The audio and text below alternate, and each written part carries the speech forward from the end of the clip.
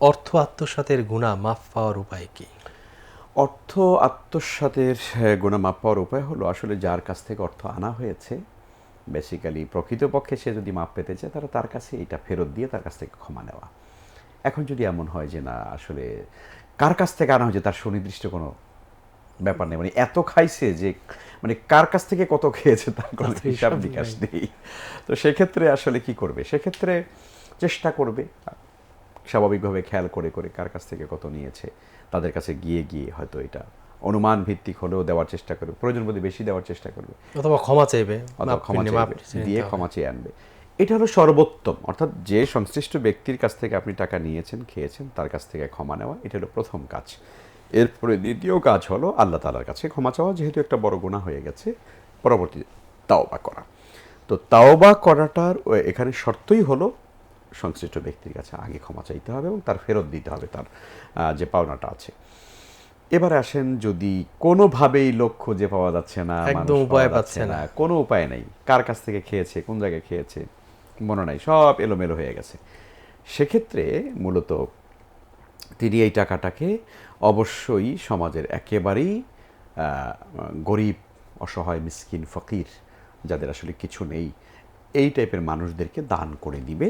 ওই ব্যক্তিদের পক্ষ থেকে। হ্যাঁ, ওই ব্যক্তিদের পক্ষ থেকে যাদের আসলে টাকাটা, এবং নিয়ত করবে যে আল্লাহ এই টাকার মালিক যারা তাদের পক্ষ থেকেই আসলে দানটা করে দিলাম, এর সওয়াব আল্লাহ তুমি অসংখ্য গুণে বাড়িয়ে, কোটি কোটি গুণ বাড়িয়ে এটা যারা মালিক তাদেরকে তুমি দিও, দুনিয়া আখেরাতে দিও।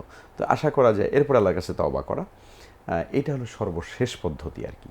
কিন্তু এরপরও সম্ভাবনা থেকে যায় কিয়ামতের দিন যদি এই সংশ্লিষ্ট লোকেরা যদি ধরেন ওই ব্যক্তিকে যদি ধরে যে আল্লাহ তাআলা আমাদের পাওনা না দেওয়া পর্যন্ত আমরা যাব না, তখন কিন্তু মুসিবত আছে। এবং হাদিসের মধ্যে বলা হয়েছে যে রাসূল সাল্লাল্লাহু আলাইহি ওয়াসাল্লাম বলেছেন যে আতাদরুনা মানিল মুফলিস, তোমরা কি জানো মুফলিস কাকে বলে? মুফলিস মানে হচ্ছে নিঃস্ব, বা যেটাকে আমরা বাংলায় বলি দেউলিয়া। দেউলিয়া। রাসূল বলছেন যে দেউলিয়াকে তোমরা কি জানো?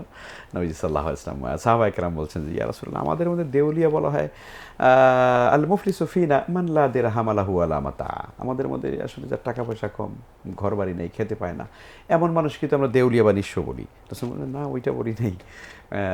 তখন নবীজি বলে দিলেন দেউলিয়া হলো যে অনেক নামাজ রোজা করেছে, অনেক দান সাদাকা করেছে, অনেক হজ জাকাত করেছে, কিন্তু সে কি করেছে? ওয়া দরাবা হাযা ওয়া আকালা মালা হাযা ওয়া দামা ওয়া সাফাকা দামা হাযা, অর্থাৎ কি করেছে? সে এক ব্যক্তিকে পেয়েছে, থাপ্পড় দিয়েছে, এক ব্যক্তিকে ধরে রাস্তায় মেরেছে, অমুকের টাকা খেয়েছে, অমুকের রক্তপাত করেছে, ইত্যাদি ইত্যাদি, মানুষ মেরেছে। তো এই যে কাজগুলো যারা করবে, এই চরিত্রগুলো যাদের আছে, কেয়ামতের দিন তারা অসংখ্য নামাজ রোজা হজ যাকাত নিয়ে উঠলেও আসলে তারা মূলত মাপ পাবে না, কারণ ওই কেয়ামতের দিন যারা পাওনাদার আছে, আসলে যাদের টাকা খেয়েছে, যাদেরকে মেরেছে, যাদেরকে আঘাত করেছে, এই মানুষগুলো কেয়ামতের দিন আল্লাহ তাআলার কাছে বলবে আল্লাহ আমাদের এই পাওনা না মানে না মিটানো পর্যন্ত আমরা তাকে ক্ষমা করব না।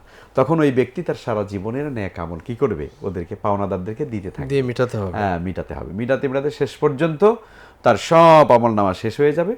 কত্তরি হাফিন নার, অতঃপর তাকে জাহান্নামের ভিতরে নিক্ষেপ করা হবে। ফলে নবীজি বলেছেন যে এর চাইতে নিশ্চয় আর দেউলিয়ার কেউ নেই। অনেক নামাজ পড়েছে, রোজা রেখেছে, হজ করেছে, দান সাদাকা করেছে, কিন্তু সে কিয়ামতের দিন কোনো সওয়াব না থাকায় সে নিঃস্ব হয়ে জাহান্নামে যেতে হবে।